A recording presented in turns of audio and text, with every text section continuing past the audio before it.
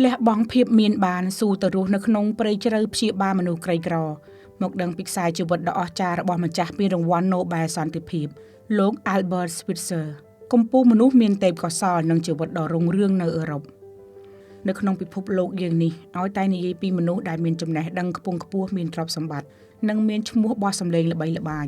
មនុស្សភាគច្រើនតែងតែចង់រស់នៅក្នុងផ្ទះវិឡាស្កឹមស្កៃប្រើប្រាស់ជីវិតហៃសូ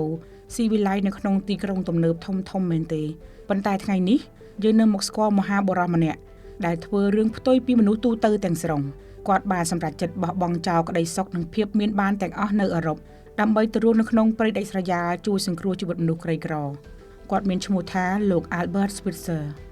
លោក Albert កើតនៅឆ្នាំ1875នៅក្នុងតំបន់ Alsace ដែលកាលនោះស្ថិតនៅក្រោមការគ្រប់គ្រងរបស់ចក្រភពអាល្លឺម៉ង់ដែលបច្ចុប្បន្នជាទឹកដីរបស់ប្រទេសបារាំងនិងបានលាចាកលោកទៅវិញនៅឆ្នាំ1965ក្នុងជំនាយុ90ឆ្នាំគាត់កើតនៅក្នុងគ្រួសារនៃអប់រំនិងសាសនាដោយឪពុករបស់គាត់មានឈ្មោះថា Louis Schweitzer ជាគ្រូកងវិលលោក Albert ជាក្មេងដែលខួរក្បាលមានទេពកោសល្យពីកំណើតតែម្ដងនៅត្រឹមអាយុ20ឆ្នាំជាងគាត់បានរៀនចប់ថ្នាក់បណ្ឌិតផ្នែកទស្សនវិជ្ជាព្រមទាំងជាកំពូលអ្នកលេងព្យ៉ាណូបំពង់ខ្យល់បុរាណដ៏ល្បីល្បាញបំផុតម្នាក់ប្រចាំទ្វីបអឺរ៉ុបជីវិតរបស់គាត់នៅពេលនោះគឺល្អឥតខ្ចោះមានទាំងលុយមានទាំងកិត្តិយសនិងរស់នៅក្នុងសង្គមអ្នកមានលំដាប់ខ្ពស់ប៉ុន្តែអ្វីដែលជាចំណុចរបត់ជីវិតដ៏ធំនិងធ្វើឲ្យមានការភ្ញាក់ផ្អើលខ្លាំងនោះគឺនៅថ្ងៃមួយពេលដែលគាត់មានអាយុ30ឆ្នាំគាត់បានអានកាសែតមួយដែលបាននិយាយអំពីទុក្ខវេទនារបស់ប្រជាជនស្បែកខ្មៅនៅក្នុងព្រៃជ្រៅនៅទ្វីបអាហ្វ្រិកដែលកំពុងស្លាប់ដោយសារគ្មានគ្រូពេទ្យព្យាបាលជំងឺអានចប់ភ្លាមបេះដូងរបស់គាត់បានអង្រួនយ៉ាងខ្លាំង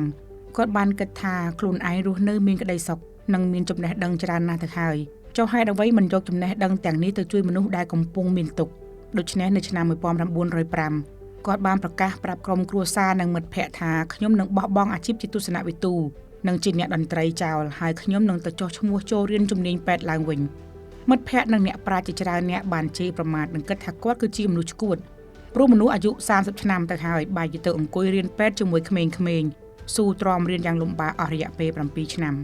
រហូតបានសញ្ញាបត្រជាគ្រូពេទ្យពិតប្រាកដបន្ទាប់ពីរៀនចប់ភ្លាមគាត់និងភរិយានាង Helen Breslow បានរៀបចំបាលីធ្វើដំណើរឆ្លងមហាសមុទ្រទៅកាន់ប្រទេស Gabon ក្នុងទ្វីបអាហ្វ្រិកដែលកាលនោះជាតំបន់ព្រៃភ្នំដាច់ស្រយាលនិងសម្បូរទៅដោយជំងឺឆ្លងសាហាវបំផុតអ្វីដែលគួរឲ្យរំភើបនោះគឺដើម្បីអាចជួយការងារប្តីនៅក្នុងព្រៃអាហ្វ្រិកបានភរិយារបស់លោកបានសុខចិត្តទៅរៀនជំនាញគិលានបុព្វហិកាដើម្បីបានសម្រេចបំណងស្វាមីក្នុងការសង្គ្រោះមនុស្សនៅពេលទៅដល់អាហ្វ្រិកភ្លាមទីនោះគ្មានមន្ទីរពេទ្យឬអគារអ្វីទាំងអស់លោក Albert បានប្រើដៃទាំងពីររបស់គាត់កាប់ឆ្ការព្រៃកាយដីនិងសង់រោងមាន់ចាស់មួយដើម្បីធ្វើជាកន្លែងព្យាបាលជំងឺគាត់ត្រូវធ្វើការក្រោមអាកាសធាតុក្តៅហួតហែងប្រឈមមុខនឹងសត្វសាហាវនិងកង្វះខាតថ្នាំសង្កូវគ្រប់បែបយ៉ាងប៉ុន្តែគាត់មិនដែលរអ៊ូរទាំឡើយក្នុងមួយថ្ងៃគាត់ព្យាបាលអ្នកជំងឺរាប់រយនាក់ដោយមិនទារលុយសូម្បីតែមួយកាក់បើអ្នកជំងឺគ្មានលុយពួកគេគ្រាន់តែយកមាន់យកចេកឬផ្លែឈើមកដូរជំនួសវិញតែប៉ុណ្ណោះគាត់បានរស់នៅនិងលះបង់ជីវិតនៅក្នុងព្រៃនោះអស់រយៈពេលរាប់សិបឆ្នាំរហូតពង្រីកបានជាមន្ទីរពេទ្យដ៏ធំមួយដែលអាចផ្ទុកអ្នកជំងឺបានរាប់ពាន់នាក់ចំពោះអ្វីដែលធ្វើឲ្យគាត់ល្បីល្បាញនិងបន្សល់ទុកជាស្នាដៃឲ្យពិភពលោកចងចាំគឺទ្រឹស្ដីទស្សនវិជ្ជាដែលមានឈ្មោះថាការគោរពចំពោះជីវិតគាត់យល់ថាមិនថាជីវិតមនុស្សស្បែកសស្ដេចអ្នកមានមនុស្សស្បែកខ្មៅក្រីក្រឬសូម្បីតែសត្វធាតុនិងរុក្ខជាតិនោះទេគឺសុទ្ធតែមានតម្លៃស្មើគ្នានិងគួរតែទទួលបានការគោរពឲ្យតម្លៃដូចគ្នាទាំងអស់ដោយសារតែបេះដូងដ៏មហាសាលនិងការលះបង់ដ៏អស្ចារ្យគ្មានពីរនេះ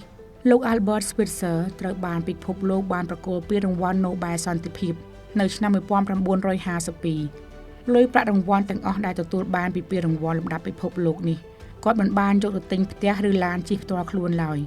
គឺគាត់បានយកទៅទិញថ្នាំសង្កូវនិងសង់អគារព្យាបាលអ្នកជំងឺឃ្លុងនៅក្នុងព្រៃអាហ្វ្រិកទាំងអស់ខ្សែជីវិតដ៏គួរឲ្យគោរពរបស់លោក Albert Schweitzer ដាស់តឿនយើងទាំងអស់គ្នាឲ្យដឹងថាសេចក្តីសុខនិងតម្លៃពិតប្រាកដរបស់មនុស្សម្នាក់មិនមែនវាស់វែងនៅលើទំហំទ្រព្យសម្បត្តិលុយកាក់ឬបុណ្យស័ក្តិដែលយើងប្រមូលបាននៅក្នុងដៃនោះទេនៅក្នុងសង្គមរាល់ថ្ងៃជួនកាលយើងរវល់តែប្រជែងគ្នាច្រណែនគ្នាចង់បានចង់មាន